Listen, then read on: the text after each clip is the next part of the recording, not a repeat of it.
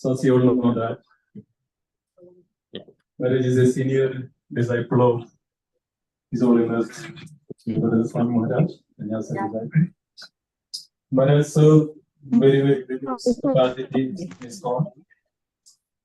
Maharaj serves as the deputy governing body commissioner of his court, as well as the chairman of the International Outreach Schools for the strategic planning team of the governing body commission.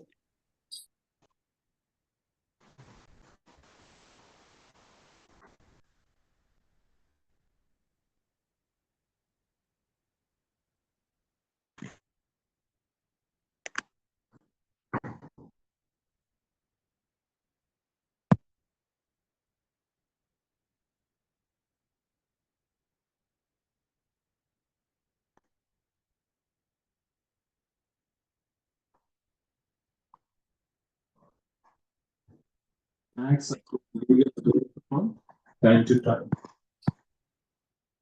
His Holiness Vinod Maharaj ki. As it's mentioned that this is Maharaj, but you can see that external, but internally, as we all know that Maharaj is always in the service of the Lordships. Always. So this is our great fortune. We are extremely fortunate. Great fortune that Maharaj is with us today and raising us and blessing us. And we would humbly from bottom of our heart, let's say, Haribol.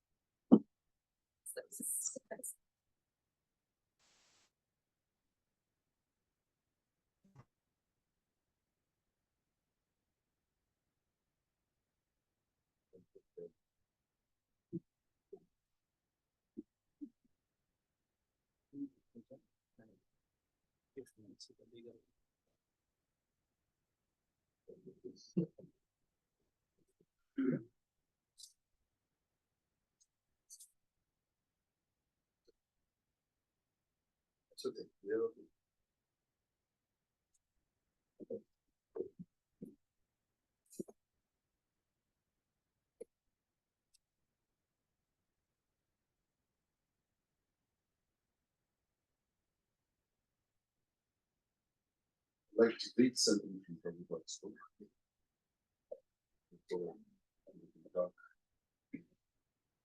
And then choosing something. Is what you want me to do? Yes, great.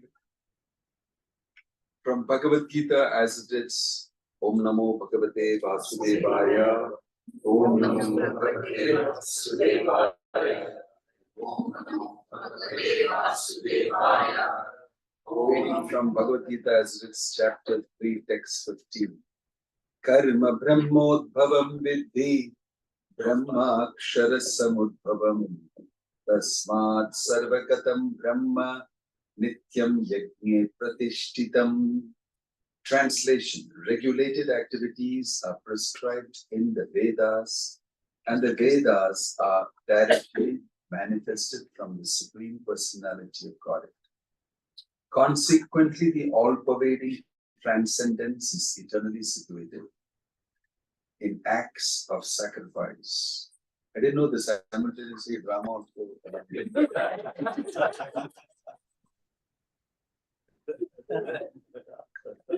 Purport. Yagnartha karma, or the necessity of work for the satisfaction of Krishna only, is more expressly stated in this verse.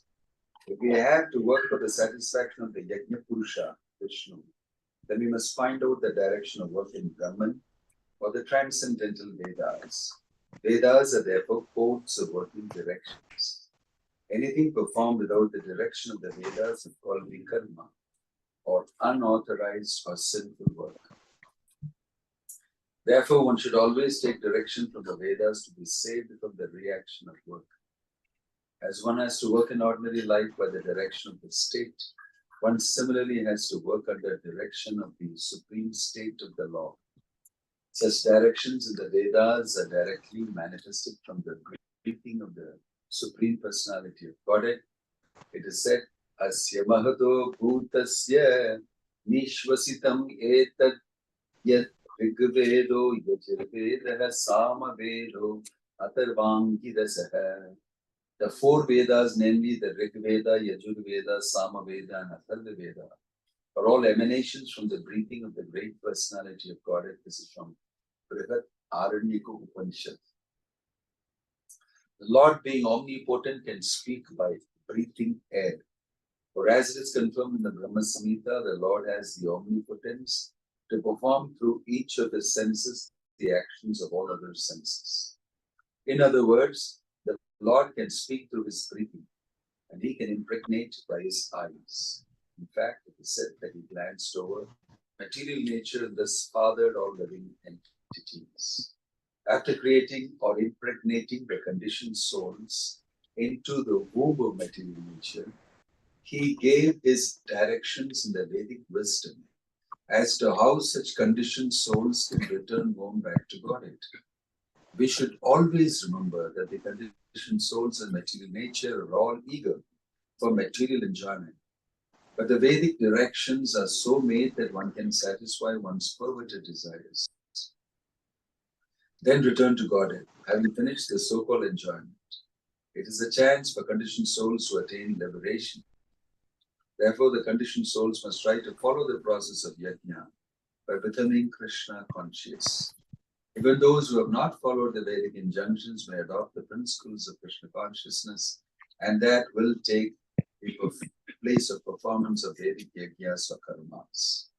So once again, karma brahmodbhavam vidhi brahmakshara samudbhavam tasmad sarvagatam brahma nityam yajne pratishthitam. Regulated activities are prescribed in the Vedas, and the Vedas are directly manifested through the Supreme Personality of Godhead. Consequently, the all-pervading transcendence is eternally situated in acts of sacrifice. Om Tat Sat.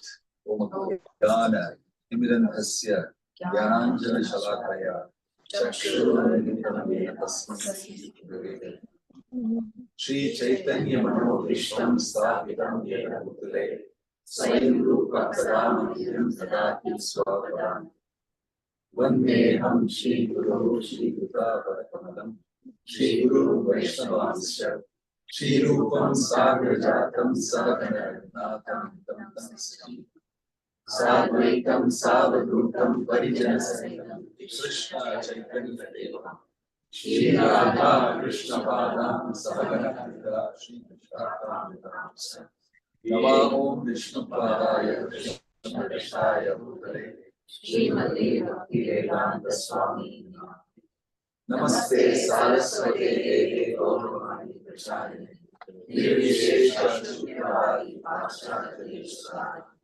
Jaya Sri Krishna Chaitanya Prabhu Nityananda Shri Advaita Gadadhar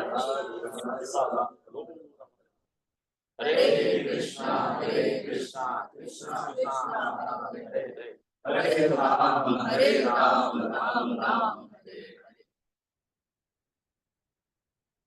Hare Hare Krishna. Hare Krishna. Very happy to be here situated with all of you. It is by Krishna's arrangement that I am here, and by Krishna's arrangement that you are here. It is called Daiva. Purusha, Kara, and Daiva. In this material world, when things happen by your own effort and with a lot of pains, you also claim that it is mine. I worked for it, I planned for it, I put it together. It is mine. Sometimes we are planning, but we're not so intensely planning. We are depending. And sometimes we are not planning at all and something's happening. It is fully అవునా పాఠం energy of the Lord.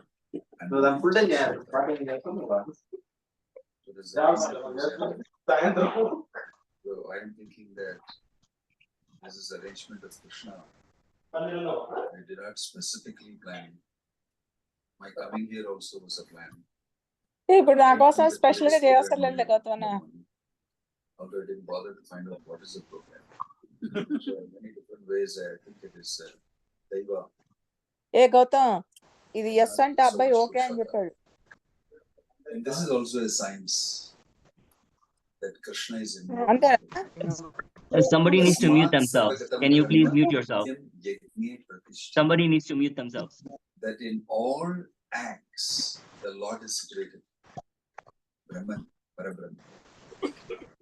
And a person who can see it like that, he will not get entangled in anything. Everything he sees the Lord's action. This is a science. But mostly we are in the material world forgetful about God. And mostly we see it as our doing. And if something doesn't happen, we blame that it is not properly organized. You did not do that Purushakara activity of you doing it, you planning it, you making it happen properly. Therefore, it's not happening. But many times you do it, you plan it, you do it, it does not happen also. Because Krishna is another plan. Something else happens. Something else happens. So Bhishma is telling the Pandavas, his bed of arrows, Sarvam Kalam Kritam Manyu. Everything is because of time. Time is controlled by Krishna. Nobody knows what Krishna will do next. What is his plan? Even the greatest of personalities don't know. Even the gopis did not know. The most close devotees. And he was dancing with them, the Rasalila, suddenly he disappeared. They never expected that he would disappear. And then Radharani thought, okay, from all of them, we have come away, he's with me. Disappeared from Radharani. Disappeared from Radharani. It's completely independent. Supremely independent. Even with his most intimate devotees. Abhijñah Swarat is mentioned. Stand alone. Independent personality. Actually, nobody is required for that. Out of this mercy, is included all of us. So if we are sitting here and discussing about this is plan. Hare Krishna, somebody needs to mute themselves. Somebody needs to mute themselves. As we are able to understand. In our normal lives, we all work. Because in this world, if you don't work, you're an idiot. Well, you don't have a job. I'm just them telling me, there are a lot of people who don't like to work. I see them on the streets. They walk the streets and they're getting income, and they just don't like to work. Basically, they won't work, but you won't pay me. Give me the money, the government gives the money, and everything. Even if you put them in the shelters, it seems they come away and sleep in the streets. Because inside the shelter, you have to do some work. But also, they don't like to do. So some people simply don't like to work. And they are looked down upon. There's a world filled with work. Karma bhumi. Everybody works. Right? Nahi kshanamapi jatu tishtati akarmakrit karyate hi avashak karma sarvai prakriti jai gunai. You cannot stay here without doing work. You will be pushed to do some work by prakriti, guna. Sattva, rajas, tamas will push you. You will be doing something or the other. That's why this purport is saying, better you do for Krishna, yajñartat karma. Anyway, you have to do. If you do it for Krishna, then you're a very smart workman. You're a very smart. So we are all busy doing work. There's one aspect of this. You can't be quiet. You can't do this thing. Right?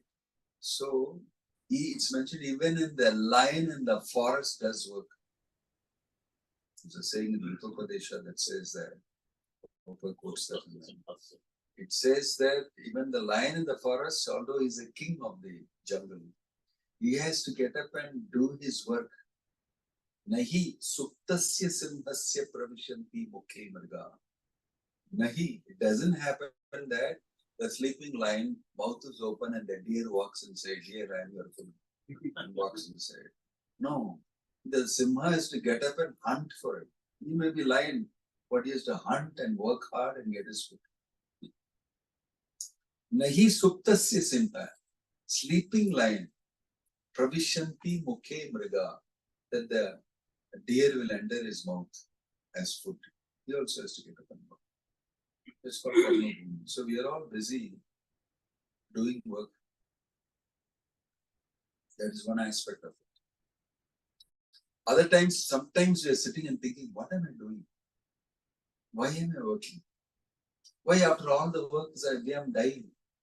The people whom I work for also are dying. What is going on here? And sometimes we think about these things. And it is very difficult to understand, it's very scary. We immediately busy ourselves with work again. Isn't it? Yes or no? Yeah, we don't want to keep ourselves vacant. Why? All sorts of thoughts come in the mind. $1 million questions. Who am I? Why am I suffering like this? Why my parents are like this? They are in the hospital in the ICU. What is happening? Because you have never bothered to ask this question from the beginning. Always be doing work. Work is worship. So sometimes you do think. Some people say, forget it. I don't want to do all this. I want to sit and think what's going on. I want to go to somebody and ask questions. Right? It's an intelligent thinking, introspection, knowing about life. That also happens. That's also happening. To gather knowledge, jnana. Why? Read the Bhagavad Gita, speak to some sadhus, speak to some wisdom people, read some wisdom literature, and try to think about what's going on with my life. I'm going to die. I was born. I invested in my people, in my parents, in my children, in my wife, and my family, and everything. Everything's going to go. Something is wrong here. If you think a little deeply, thinking people, working people, thinking people. Then people who think both working and thinking, forget it here. I want to absorb myself in the self, in spirituality. You want to work up into the consciousness. Yoga, dhyana. Right? I'm deeply involved. Still myself. And I feel very good. Deep meditation. Very few people do it. But there's a tendency towards it. International Yoga Day and all that. They're trying to push it, but everybody lands up doing yoga and trying to see how we can make money out of yoga. I was giving a talk on medicine and I was told that yoga is one of the biggest upcoming businesses. That, about 4 years back or something, just before the COVID,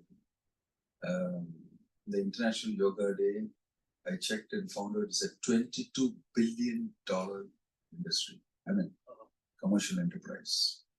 And it's projected to become 70 billion. I said, what's astronomical figures? Billions. Everybody learns yoga. Everybody does business out of yoga. Anything good is there, they immediately make it into a business.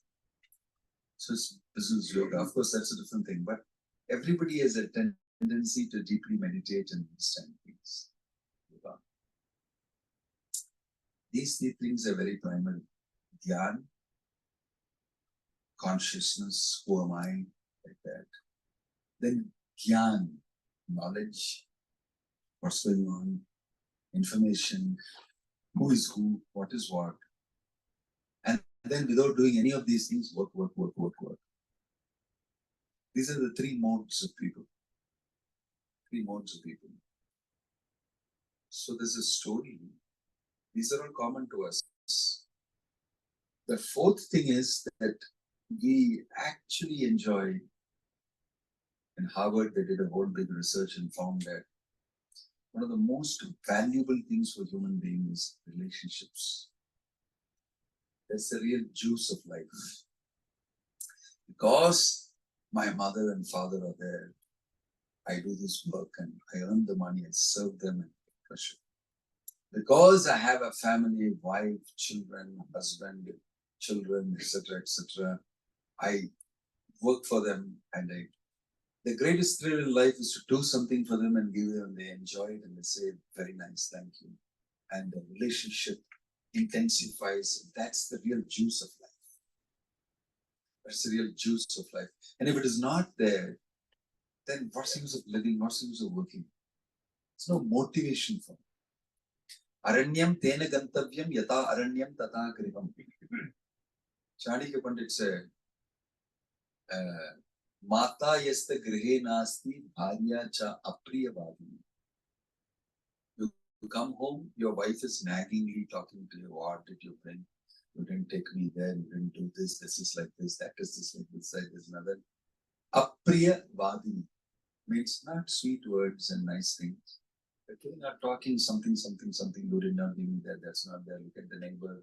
Look at the sky. Look at this. Look at the, look at your curtain.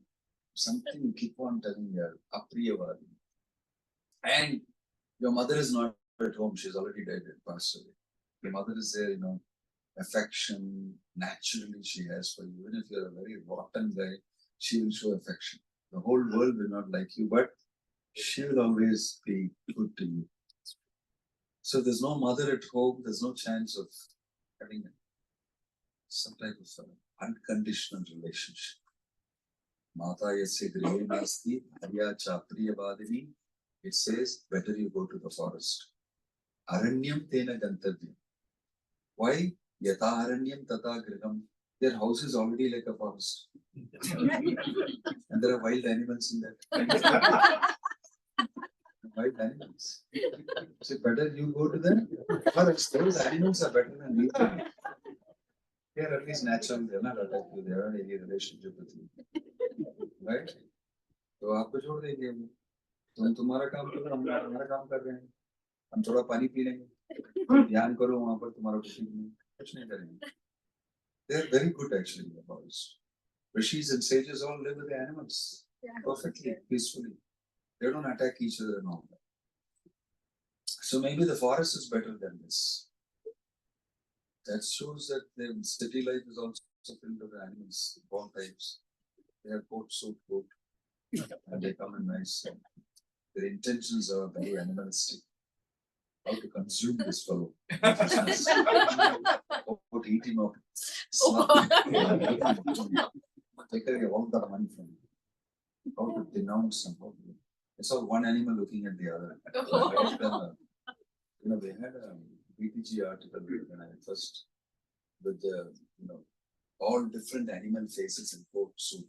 There's a whole article. Is real animal, whatever is dressed in coat suit. Animal faces: lion, tiger, sheep, goat, one eating the other. So this type of situation that we are in that our relationships are very important. We live mostly for that. If you look at boiling down to everything, what am I earning for? What am I doing for? The thrill of sharing it and receiving, thank you very much, I like you and love you, and all these things keep us going in life. Actually, relationships. So this is the way we human beings are designed in society, and we work in society and play society. There's karma, there is gyan, there is dhyan, there is relationship. In Harvard Institute, they did for 3 generations of people.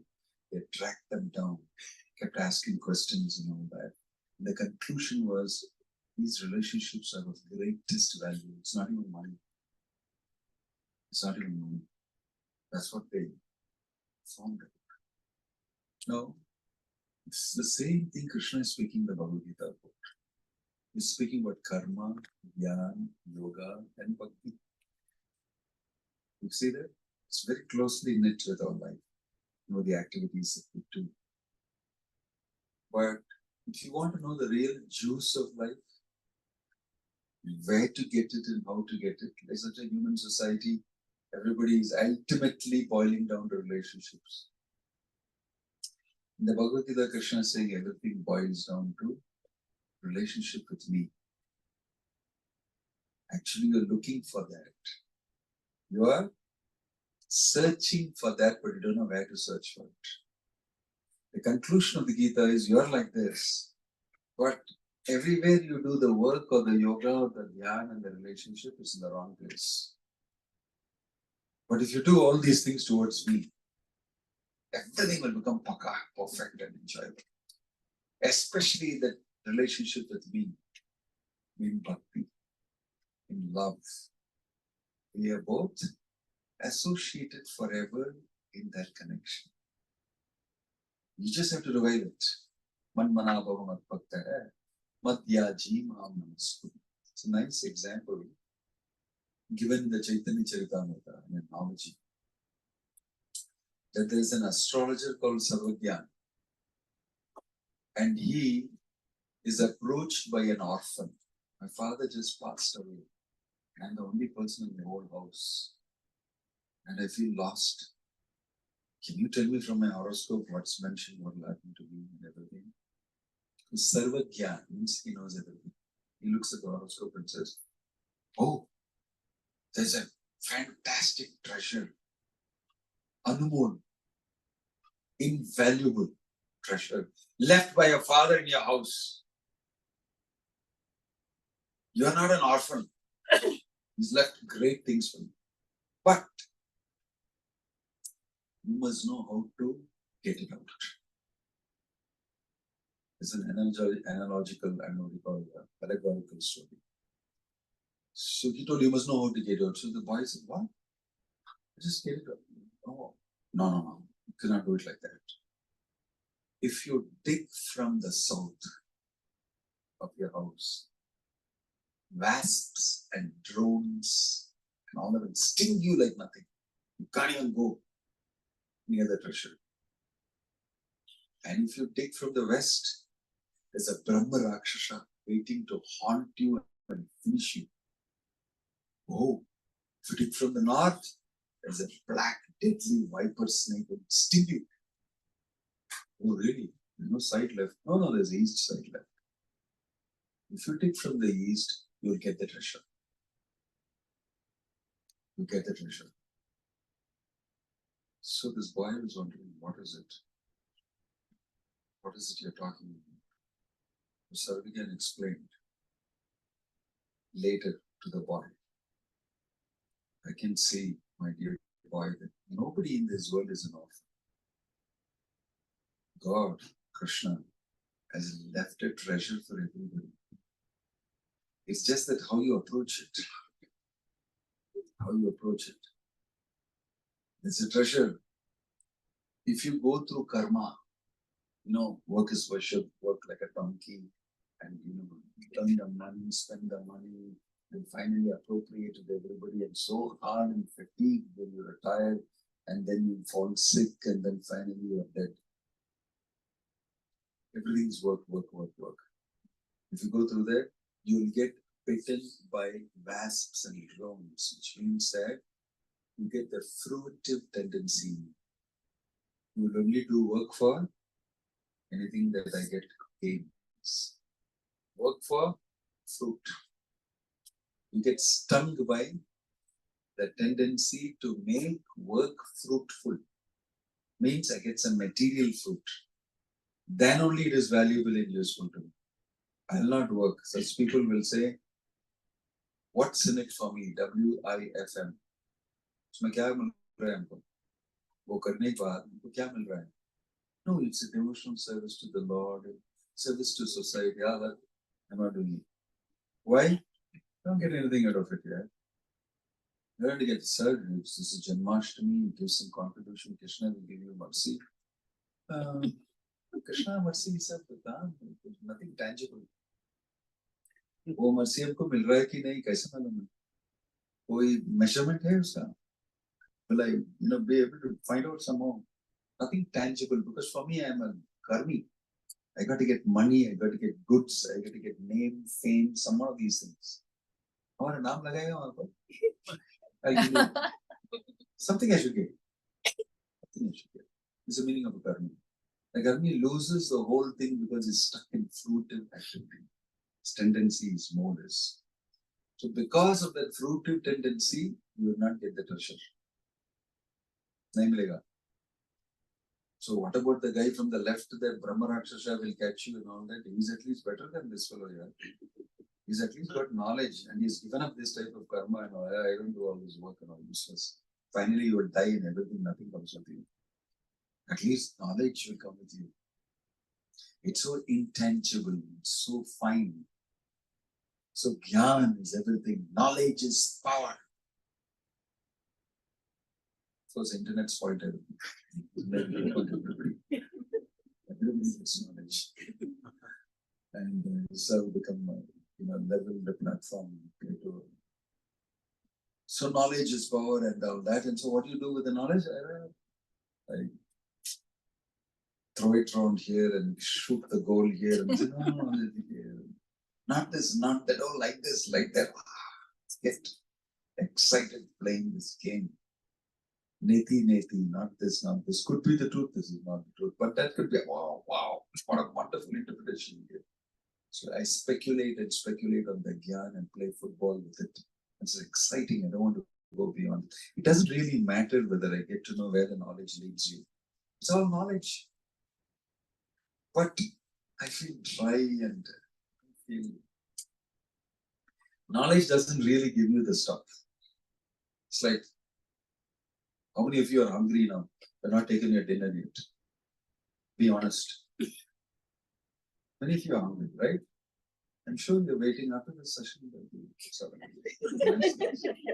In fact, somebody from here, I was asking, who's the big things coming and saying, it's all prasadam. Most probably you're thinking, what could be inside that big drum? What about that tray? You must have been told that. The menu today is gulab jamuns, nice pulao, raita, puri, halwa, and of course Brussels sprouts and some asparagus sauce. Wow, let's hear the mess.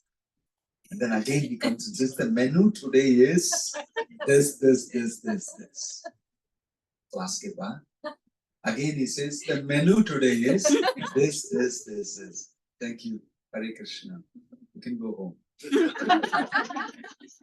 How do you like that? He gave you Gyan about the prasadam. Now you can go home. Wow, I'll never come to your gathering. Gyan is useless. Gyan is useless. You gave me the menu, gave me information. Now give me the stuff. I want to eat it. I want to experience it. And I want to feel satisfied, nourished. Tushti, pushti, shuddhapaya hai. I want it to be satisfying to me. Right? Isn't it? Knowledge alone is not enough. Knowledge of the menu alone is enough. Never. Gyan actually doesn't give the full satisfaction to the soul.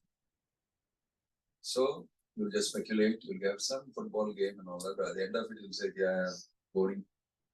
Where is the, don't give me only the menu, give me the stuff. What's the stuff?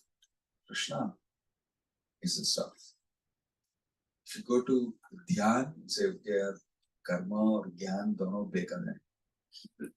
It's not really making me happy.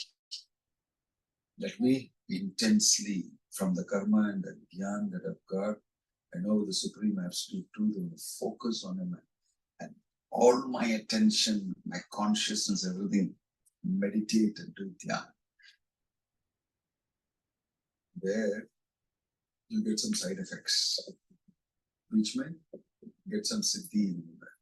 Some extra things will happen, you start levitating. And then you look, Gur se dekhenge, it catches fire. My God, what has happened to me? This Dhyan has produced some extracurricular activities that I can do. I thought I'm meditating on the Lord side of me. I'm getting some more extra stuff here. What all is happening? I'm floating. Let me put my hand and reach out to the Citibank and take all the money. Got it? I really got it. This is exciting. Forget the truth. Forget Krishna, everything. This is much more exciting, yeah. And go and advertise and put it on YouTube, and then I get so many clicks, and people come to see me, and I'll pull out from Citibank, Swiss Bank, and all that, and give it to them. So how did you do it? So I'm levitating. Follow me. I don't need the money. You become great. It's a siddhi. It's a perfection. It's a wow. Whoever wants to go to Krishna, this is super duper. So you get diverted again. You get bitten by the snake of siddhi, side byproducts. You go off on the byproducts. You forget about the main product. You know, when you manufacture sugar, you know, the molasses and the crystallized sugar and all that. One of the most important byproduct is bagasse. It's all the dregs of the sugarcane. And that's one of the main ingredients in making paper. Paper loaf, they'll buy it in big, nice paper for that. It is very good. It's the one, this thing. But nobody will set up a plant of sugar manufacture for the sake of getting bagasse. Foolish dimag nahi. The main product is sugar, sweet, sugar cane. They make tons of money. But no, I set up this plant. I want only the byproduct. Who does that? To be super stupid to do that. So, what is the real stuff? I told you, relational.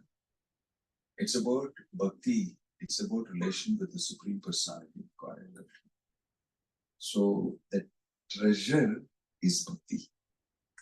The treasure that is left for you is the scripture, the Vedic scripture. Krishna knows you have separated yourself. Krishna knows he has created this place for you.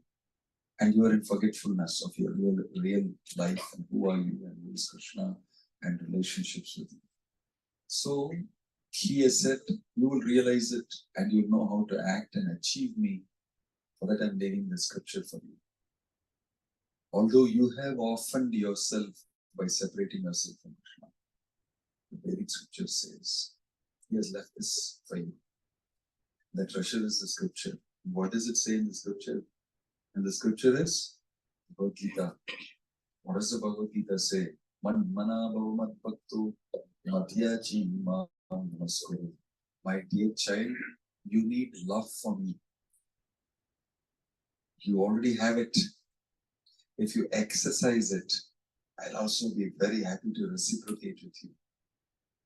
And you will be so happy.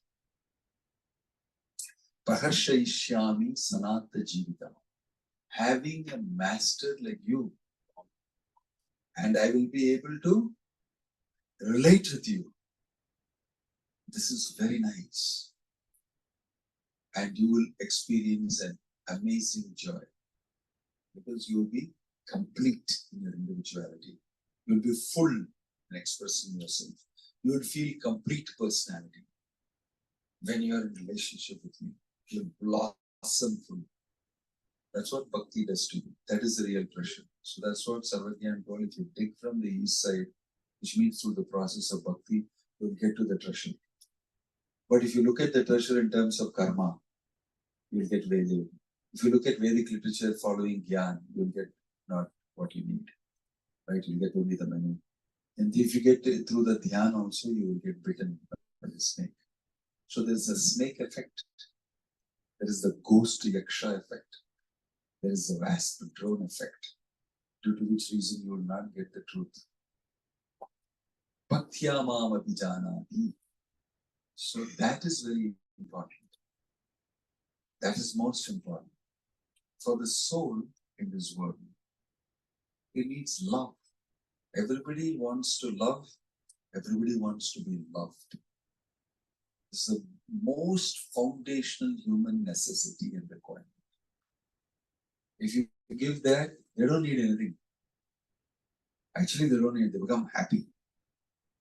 Simply by speaking a few nice, loving words, you can make a person very happy. You don't have to have anything big. And Krishna is not somebody who's asking you to give something big for a relation. Patram phalam toyam pushpam yome bhaktya prayasati. One leaf, one fruit, one flower. With devotion, if you give me, I will give myself to you. and we can start a relationship.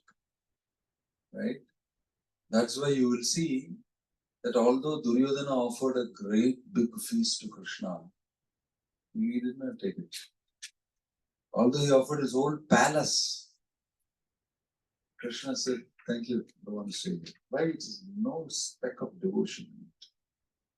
You want to give me the best of things? I don't want anything. Instead, he went to Vidura's house. And in Vidura's house, Vidura's wife was so excited. You come to my house? My gosh, the Lord of my life. And she made him sit down and he looked around for something. She had only banana. She took the banana, excitedly looking at Krishna, this beautiful countenance. And she peeled the banana, threw the banana and gave the banana peel. And Krishna kept eating the banana peel. Ashnami prayatatmana. You give me fruit, flower also I eat. Forgive. Why? Because it's filled with love. That's why the word Ashnami is Patram, Phalam, Toyam, Pushpam. Phalam, I know I can eat. Toyam also, okay, I won't eat, I can at least drink. Patram, leaf also, not meant to eat, okay, I'll eat here because it's tulsi leaf. But how will I eat flower?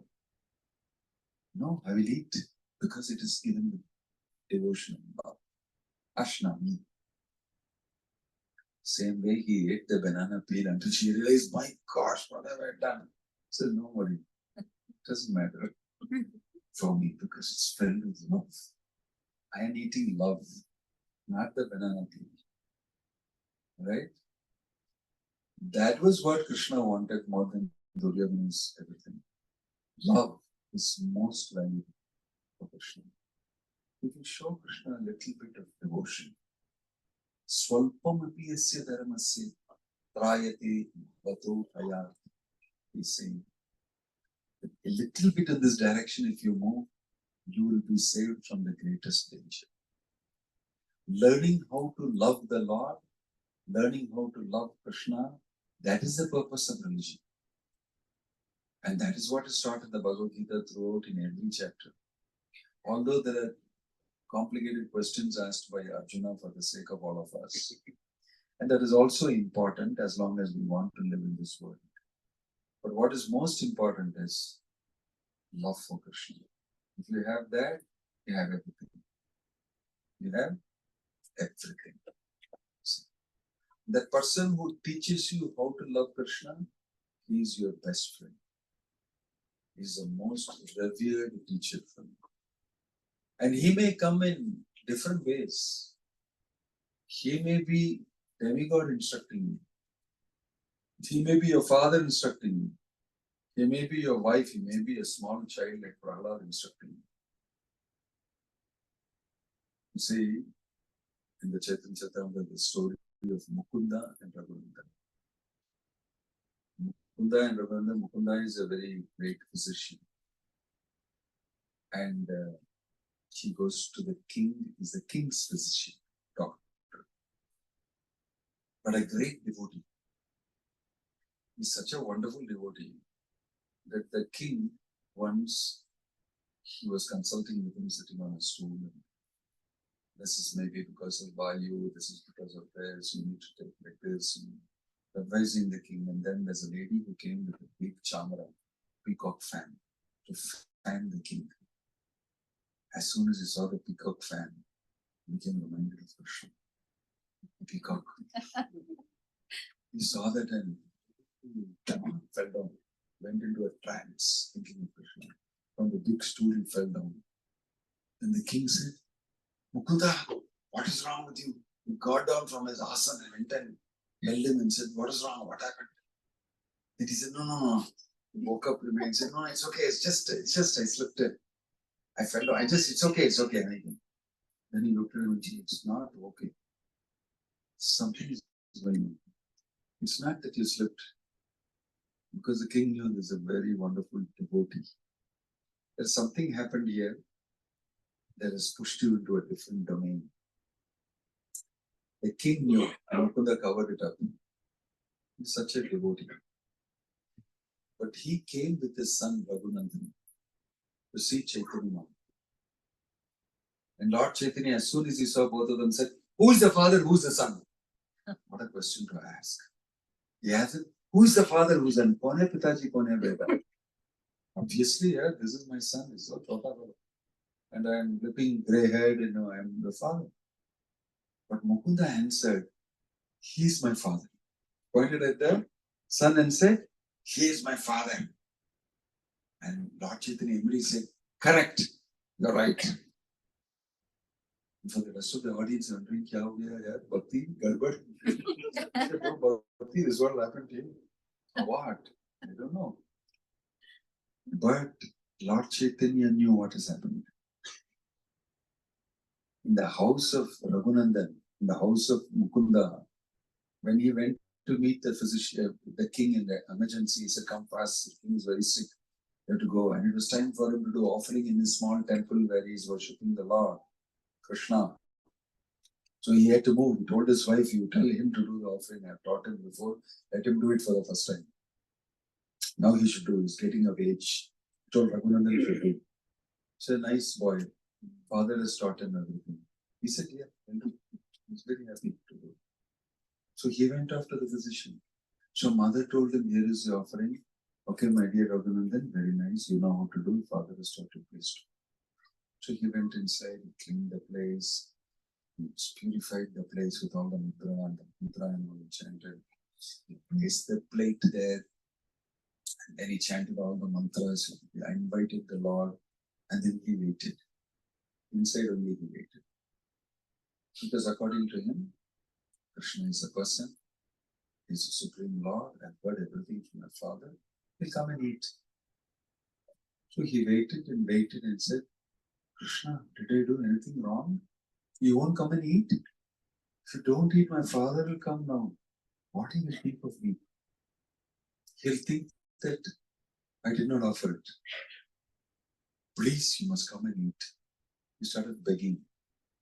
And he was so sincere and full of love that the Lord came out of the Vigraha, actually in flesh and blood. Came there, said, don't cry. Okay? I eat. Then he started eating. And then he looked at him and said, how are you? This, that, and all. Spoke. They both started speaking. Then he said, what did you also eat? He gave to him, to Raghunath. And then he was fascinated, seeing Krishna.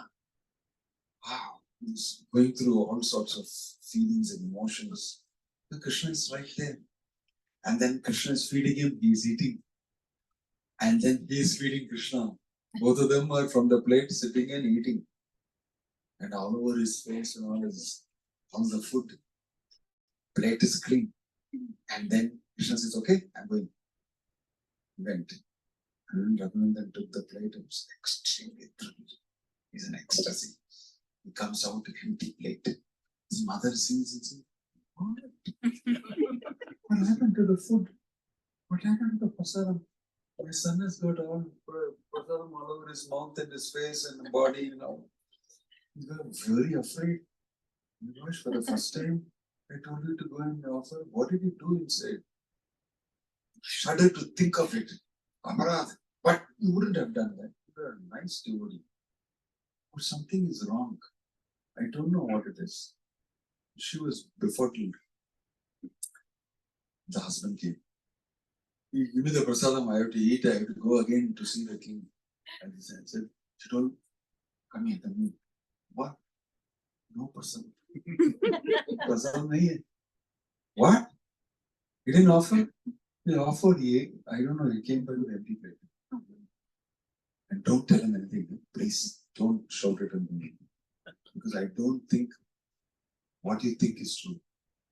You're not mouthing it. You're very cultured. That my son has eaten it. You're not saying it. But all over his face is complete proof.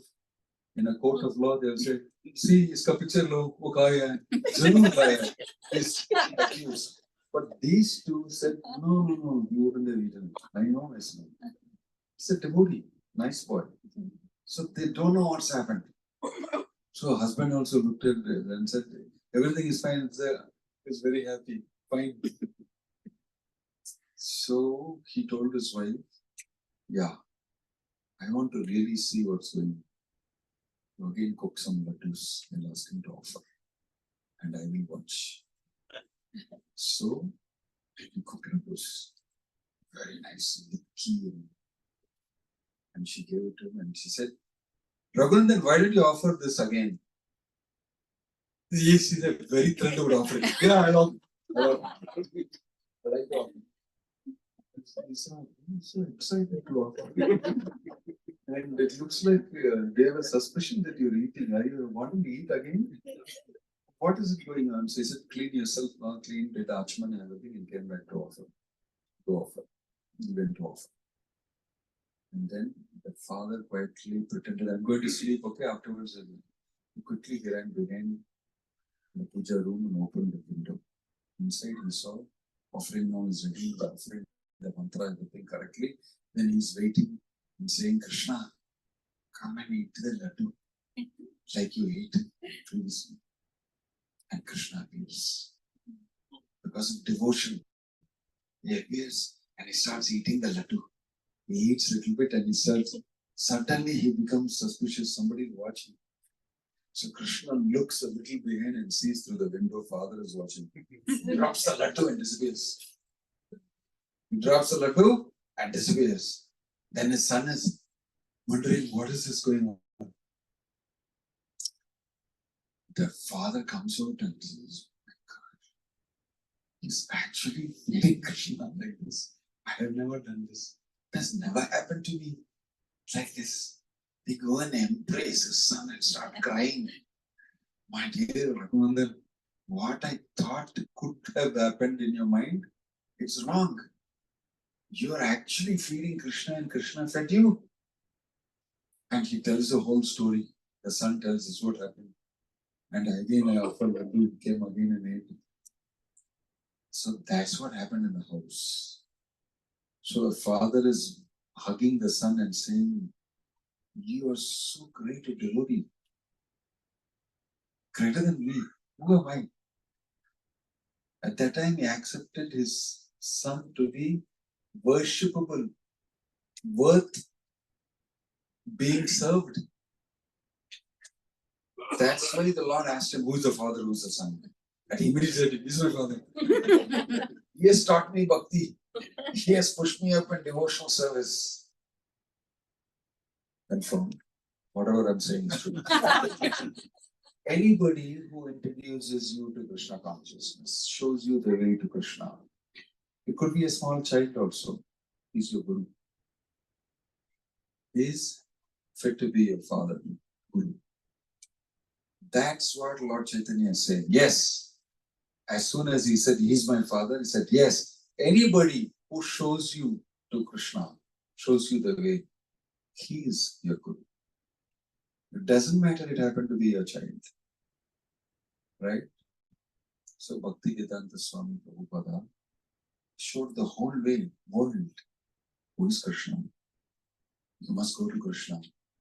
You may be African, you may be Australian, you may be American, you may be from Timbuktu, anywhere, doesn't matter. If you chant Hare Krishna, if you read Gita, I want to show you Krishna is the Supreme Lord, He's your Father. He went and told this to everybody all over the world, irrespective of whether you can understand what I'm saying or not. He did Kirtan, he said, you will understand. Here, eat prasadam, do Kirtan, and it cracked open, and they all understood, yeah, Krishna is my Father. It opened up. So to so many people, even today, people pick up the book of Prabhupada and start reading and he starts speaking to them through the books. And he instills faith in them through the words of the Bhagavad Gita, the Bhagavad, and amazing things happen to them. Actually, when you read the Bhagavatam, something happens to you. It's not an ordinary book. And especially when it is written by a pure devotee like Prabhupada, completely filled with devotion, and he's writing in devotional ecstasy. When you read that, you will also get affected. You will also get influenced by that. Actually speaking, if you give it to a robot or give it to ChatGPT, we'll just analyze it as words or letters, A, B, C, D, Z. It's a combination of all this. But each one of those words, when it becomes from letters composed as a word, it becomes meaningful. It may be just letters. Because what is a printed matter? What's black and white? I just read. If you analyze it very technically, it's just some paper here, some black ink on it, and a few English words written on it. And each of those words are made out of letters, 26 alphabets of the English language. But it is creating something in you. It touches your consciousness. Because it's about Krishna. Many things happen to you by a combination of this. Right? Meaning. I mean, if you're working on that, some of your semantic information, what is it that's actually coming out of that? So amazing things happen to you. Prabhupada speaks, Krishna speaks to that. You become influenced, right? So the power of association of a pure devotee can create amazing things in you. So if you read the Bhagavatam, if you read the Bhagavad Gita, if you chant Hare Krishna, Hare Krishna, Krishna Krishna, Hare Hare, Hare Hare, beautiful things. So that's what we are being introduced to here by the leader here, Sameshwar Prabhu. He is trying to help all of you to also understand the same message using Prabhupada's words and teachings. And we hope that all of you will chant Hare Krishna, become associated and related with Krishna in Bhakti, and make your life successful and complete and perfect by becoming devotees of Krishna. Om Tat Sat. Hare Krishna. Hare Krishna.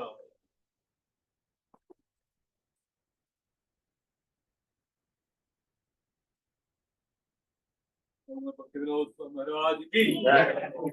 8 to 9 o'clock, you said. It's exactly 9.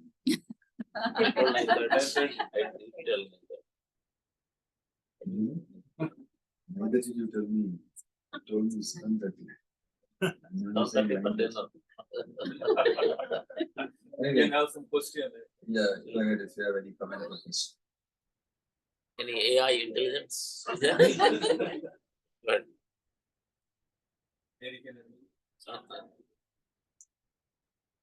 Anybody has Any comment or any question if you have? you Prasadam can is there, ask. don't worry. It's not just. Otherwise, I will go ahead and do my next preparation. Any question or comment? Hare Krishna brother. Thank you so much. Very enlivening class. Everybody agrees? Yes. Haribo. Haribo. Touching, heart touching, enlivening us. This is what we were looking for in our day-to-day life. We are entangled with so many things, but a very simple sentence and words that are to make the aim, to make goal, but that is very negative. But I have a question. We know that in the material realm that the people, as it says that, to love and to be loved, and these are all like slogans. People take it and it's if I do something like many times. Many times people come and say that, oh, if I go and work, I get salary. But what do I get? When I go to temple, I worship and I just do that. Not seem like any time, I'm not getting anything back. So this is kind of putting the people away. Why it is happening to such people, even though they come and worship such a extent, but they are not so convinced. Well, many people do many types of religious activity. Everybody is directed according to their desires, internal desires that they have. According to that, we are directed by the Karma. Yo yam yam tanum bhaktah shraddhaya chiti. Krishna is telling them, tasya tasya chalam shraddham pameva vividam. I will direct you in your heart according to your desires. And I am also putting myself there and telling you in the Bhagavad Gita, you can desire me obviously. And for that, you will get this. But people have their own choice as individuals. So according to what they desire, we get. So here, because you are being told about and given knowledge about Krishna, Krishna Tattva, the absolute truth, and learning about who Krishna is, you may fall in love with Krishna. And that makes all the difference. You desire according to that. So people have various types of desires in their heart. And the desires are very overwhelming.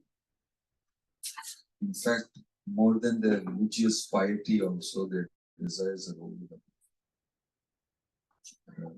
So only by the association of pure devotee of the Lord can this change. They become fortunate when they associate with the devotee. And through the devotee, they get in touch with the absolute truth. That makes all the difference. Anything in this world cannot change people so easily because they're very deeply entrenched. Maharaja says, Matirna Krishna Paratasvatova Muto Vipatyeta Kridapratam. In their consciousness, they don't have Krishna. They don't have love for the Lord. Paratasvatova, if somebody else also tries to introduce them, that also they don't get it. They are solidly determined to do work and enjoy the result of their work. For that, whatever religion is required, whatever homa and yajna worship of everywhere required, that they are willing to do. They're stuck in that work, karma bhumi platform. Work is the worship, and the result of that work, enjoying it, is the highest pleasure I have. So therefore, it's very difficult to convince such people. They are very strongly fixed. But when a pure devotee, they cross their life with a pure devotee, then amazing things happen. So you see in Prabhupada's life history, all sorts of people, heavily addicted to the material, addicted to substances, alcohol, drugs, and this and that. The worst cases of people. We went there and touched them, and the room completely changed. The power of association of pure devotee. The worst place in the world, Prabhupada went and gave the most precious thing to those people and proved that it works. That's the amazing thing about Prabhupada. So association makes all the difference and makes people very fortunate.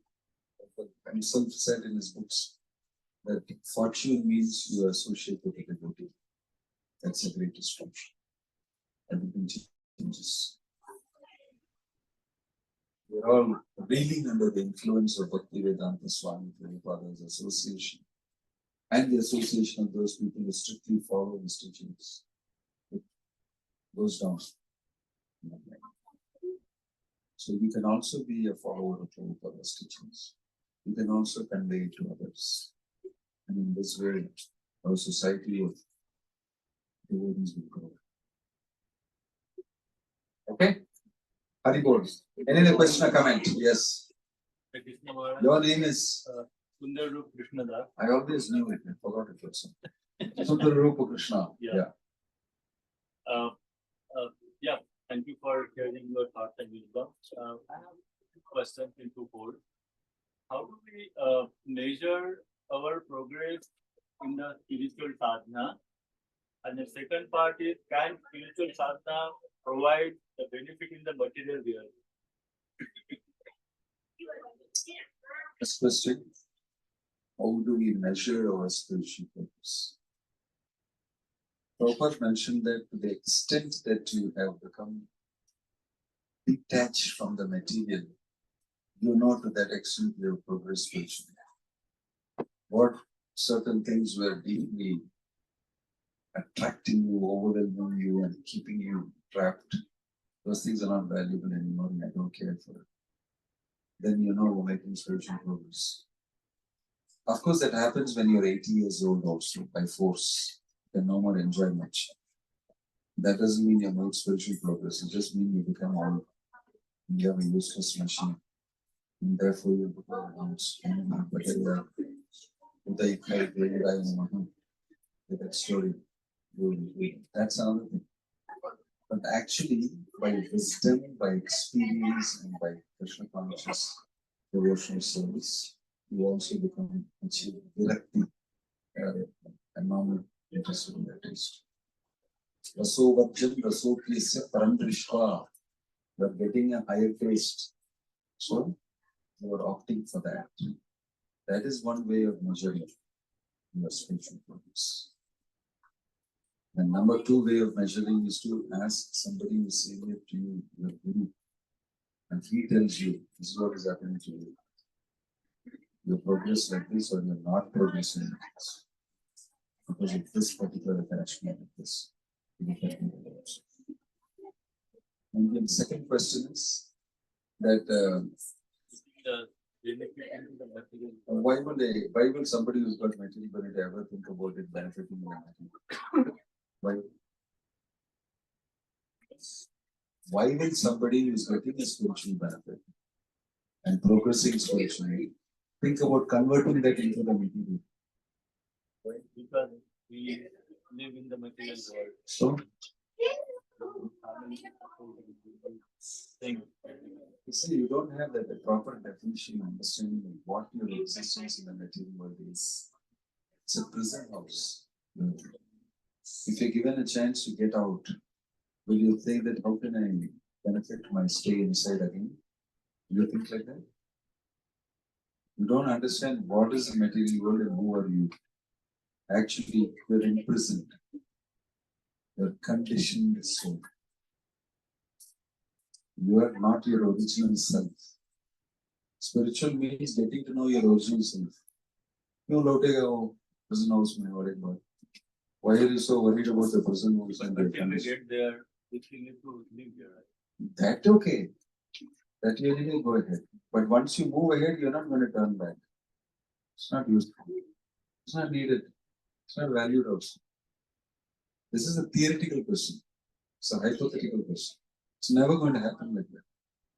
One who got a chance to get out of the prison is never going to be worried about my stool and my table in the prison. Shall I take that also? You're getting out here. Why are you worried about this? Leave that junk there. Move ahead. That's how it's going to be. It's never going to be that you're going to think about these things again. Of course, your question is, while I'm in the prison house and I'm thinking of getting out, till I am there, I need to get my roti kapda makan. Right? Yeah. So that you will get according to your karma anyway. Why you have to think about the future roti kapda makan while you're pursuing spiritual life now? You don't have to think about all that.